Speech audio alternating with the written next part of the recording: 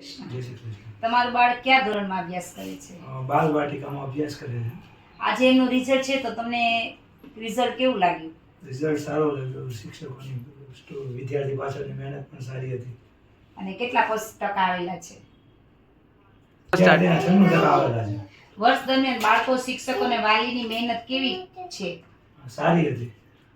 શાળા દ્વારા અઠવાડિયામાં જે પરીક્ષા લેવામાં આવતી હતી એના વિશે તમે શું કહેવા માંગો છો? પરીક્ષા લેવામાં જેમાં વિદ્યાર્થીઓની મહેનત સારી હતી, શિક્ષકોનું માર્ગદર્શન પણ સારું છે।